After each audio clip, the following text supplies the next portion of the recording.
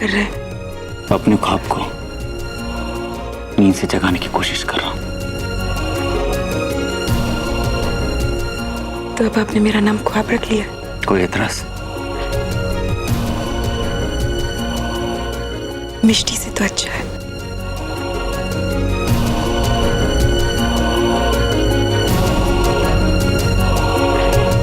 वैसे आप मेरे मायके में क्या कर रहे हैं?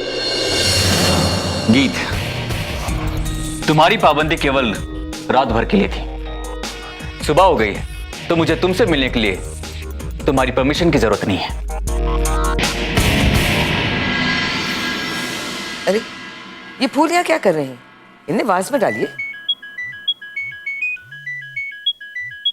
रहने दीजिए, खाना तैयार करवाइए आप।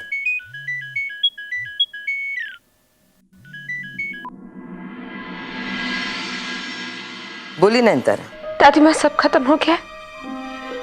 देव ने हमें छोड़ने का फैसला ले लिया है। दादी माँ, दादी माँ प्लीज हमारी मदद कीजिए। हमने इतनी बड़ी क्या गलती कर ली कि देव ने इतना बड़ा फैसला ले लिया। हम मानते हैं कि हमसे गलतियां हुई, लेकिन हमने जो भी किया देव की खातिर किया, देव की खुशियों के लिए किया। दादी माँ, देव ने हमें तलाक देने का फैसला कर लिया है। नयनतारा, अगर देव ने आपसे तलाक लेने का फैसला कर ही लिया है तो ये बात आप दोनों के बीच की है।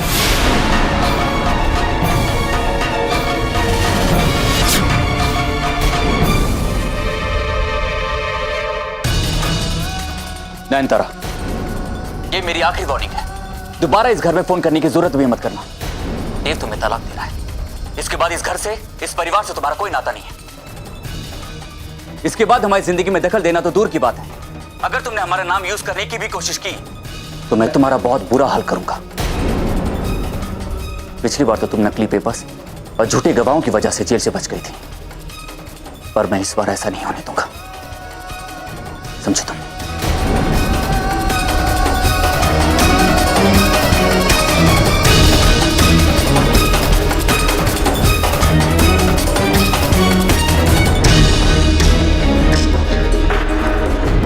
मुझे पता है दादी माँ कि आप अभी भी नयनतारा को हमारे परिवार का हिस्सा मानती हैं। नहीं मान, बिल्कुल नहीं। अब हम नयनतारा के किरदार को अच्छी तरह जान चुके हैं। क्या कुछ नहीं सहा आप सबने उसके वजह से। हम जानते हैं, जब हमने आपको अपनी शादी पोस्टपोन करने के लिए कहा तो आपको ऐसा लगा कि हम गीत से नाराज हैं, लेकिन सच तो यह है बेटा, हमने ये सब गीत के लिए किया है। अगर हम उस वक्त आपको मना नहीं करते तो लोग आपके और गीत के बारे में बातें बनाते हैं। कहते एक बहू तो अस्पताल में है और इनको शादी की सूची है, और नयनतारा को तो अच्छी तरह जानते हैं, पूरे परिवार पे इल्जाम लगाती। तो ऐसे में क्या गीत को शादी से खुशी मिलती? नहीं बेटा, दुख ही मिलता। लेकिन अब ऐसा कुछ भी नहीं होगा। हम आपकी खुशी में रुकावट नहीं आने देंगे। हम तो खुद चाहते हैं आप दोनों जल्द से जल्द शादी कर लें।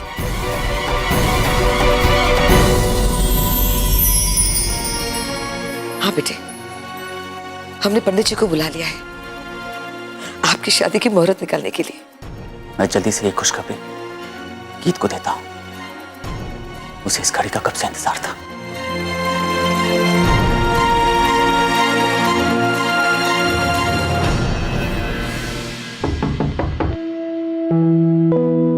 कौन है? पोस्टमैन। पोस्टमैन? एक मिनट रुकना भैया।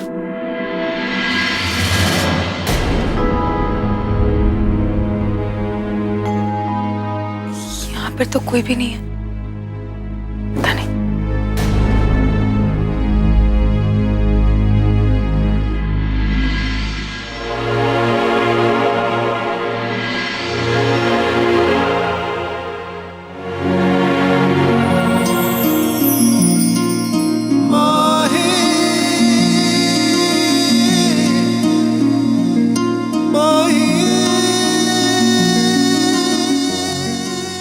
ये क्या है? इसे इंग्लिश में इनविटेशन कार्ड कहते हैं और हिंदी में निमंत्रण पत्र। और शादी के मौके पर यह कार्ड लड़के वाले सबसे पहले लड़की वालों के घर पे देते हैं।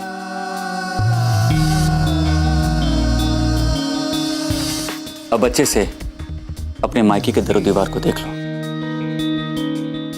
क्योंकि एक बार ससुराल जाने के बाद तुम इसे मिस करने वाले हो। आप क्या कह रहे? मुझे कुछ समझ में नहीं आ रहा। इसमें ना समझने वाली बात क्या है? देखिए, बातें मत बनाइए। ये बात सच है गीत। दादी माँ ने मुहूर्त देखने के लिए पंडित को भी बुलाया।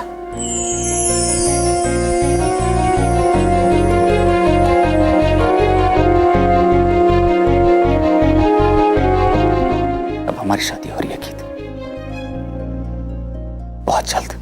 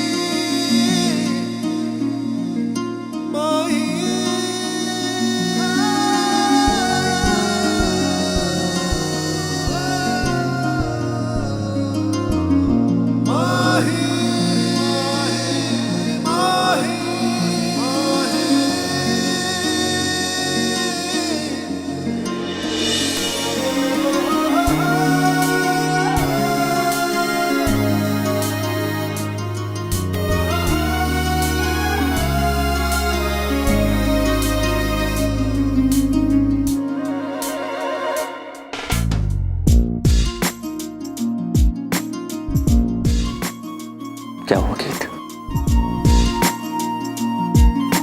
ऐसी कोई बात नहीं। पर मैंने कब कहा कि ऐसी बात है? आप मेरा मजाक उड़ा रहे हैं ना? मेरी इतनी मजाल कहां कि मैं तुम्हारा मजाक उड़ाऊं। अब तो सब कुछ तुम्हारे हाथ होगा गीत। ऐसा मत कहिए, डर लगता है। वो क्या है ना, इतनी खुशियों की आदत नहीं है। यकीन ही नहीं हो रहा कि ये सब मेरे साथ हो रहा है।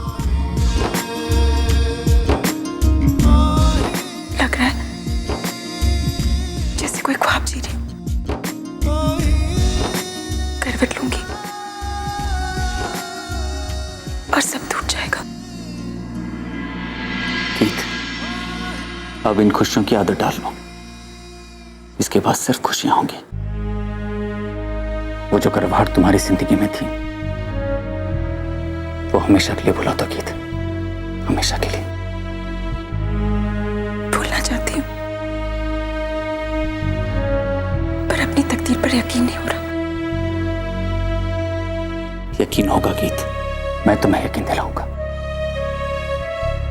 जब तुम लाल जोड़े में दुल्हन बन गए, दादी माँ से आशीर्वाद लेके, सबके सामने शहनाइयों के बीच में, सारी रस्म और रिवाज के साथ, मेरे साथ गीत अग्नि के साथ फेरे लोगी, तो तुम्हें अपने आप सब यकीन हो जाएगा।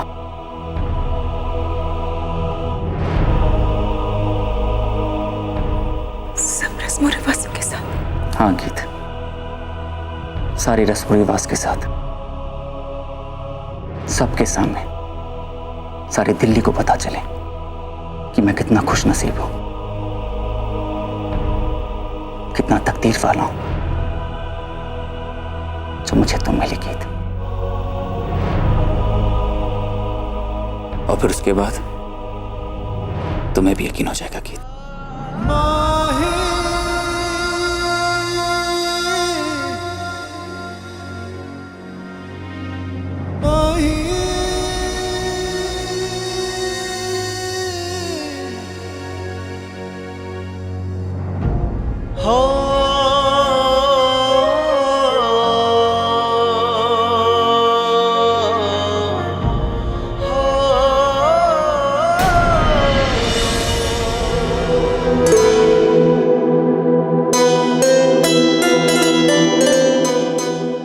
गीत बेटे, आप जानती हैं जिस दिन हमने आपको पहली बार देखा था उसी पल हमारे दिल को यकीन हो गया था कि आप हमारी मान के लिए बनी हैं।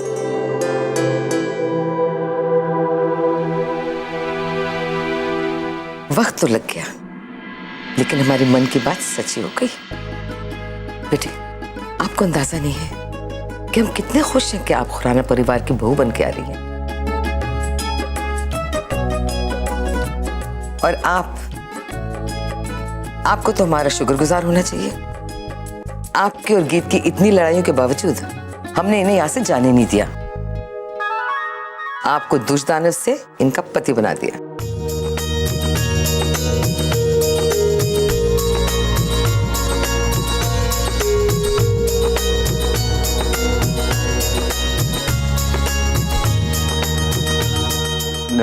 वो दादी माँ, मुझे ऑफिस जाना है, मैं तैयार हो गया था।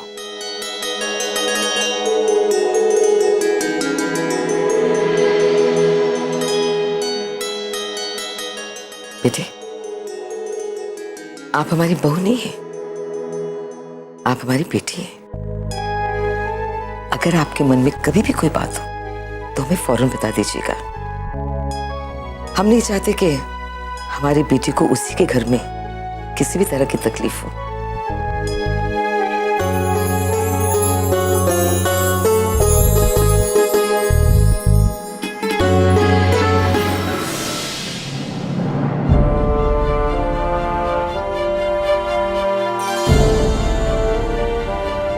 गीत कहाँ चले गए?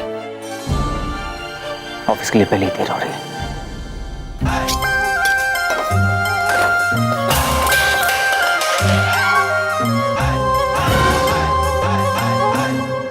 गीत, ये तुम क्या कर रही हो?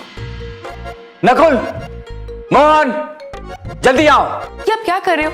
क्यों बेचारे सर्वेंट्स के पीछे पड़े हो? उनके पीछे अभी मैं पढ़ाई कहा, उनको आने दो, फिर देखो मैं उनकी क्या हालत करता हूं।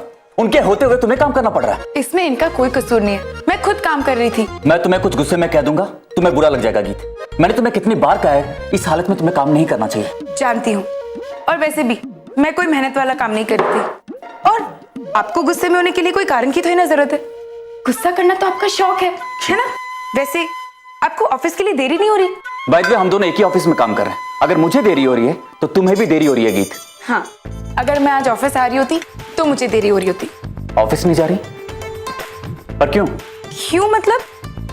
मैं एक दिन छुट्टी नहीं ले सकती? अगर मेरा मन करे कि मैं घर बैठ के आराम करूं तो क्या मैं वो भी नहीं कर सकती? उसमें भी आपको प्रॉब्लम है? नहीं, मैंने ऐसे कब कहा तुम्हें? नहीं कहा ना, तो ऑफिस जाइए, वैसे भी बहुत देर हो गई है। ठीक है। इसने तो अभी से बेईमान वाला रंग दिखाना शुरू कर दिया। क्या कहा आपने? कुछ नहीं, मैं तो बस ये कह रहा था कि बाय गीत, हम मिलते हैं शाम को।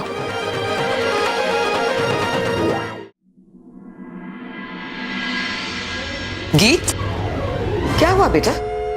मां सुबह सुबह नौकरी पे क्यों चिल्ला रही थी? मेरी बात सुनिए ना, वो मैं अपने हाथों से मानसर के लिए ऐसा कुछ बनाना चाहती हूँ जो उनकी पसंद का हो। पर मुश्किल की बात यह है कि उन्हें सारा फिरंगी तरह का खाना अच्छा लगता है जो मुझे बनाना नहीं आता। ये तो बहुत ही बड़ी मुश्किल होगी बेटा। वही तो दादी माँ, मुझे तो कुछ भी नहीं आता। क्या आप मुझे? बेटे, आपको मान की डिश चाहिए ना? आपको लंच टाइम तक मिल जाएंगी।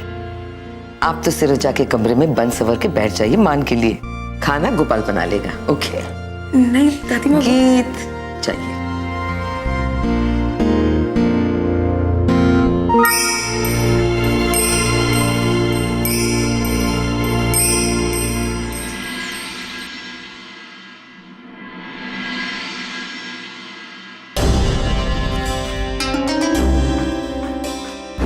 देव, तुम कहाँ गए थे?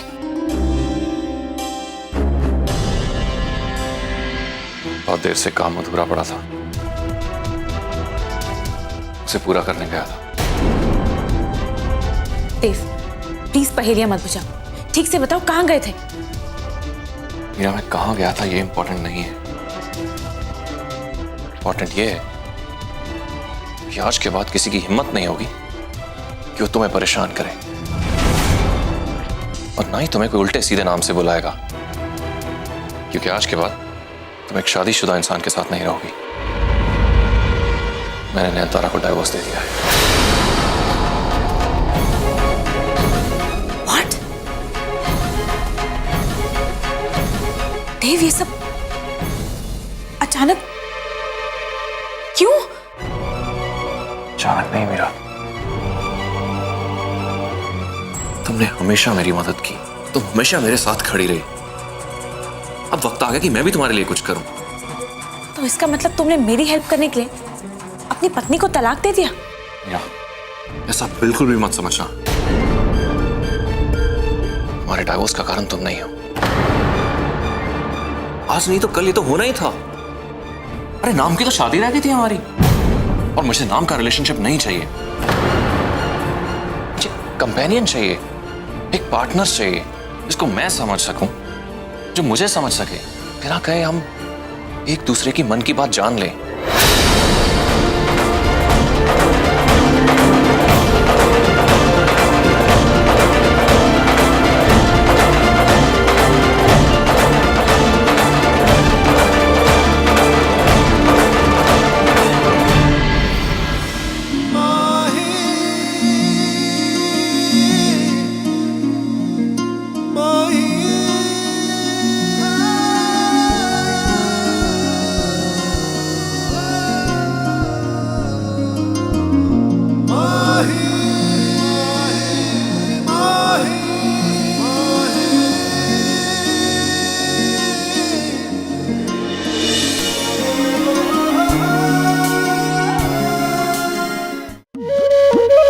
अरे छोटे साहब, आज दफ्तर से जल्दी लौट आए, कुछ भूल गए क्या?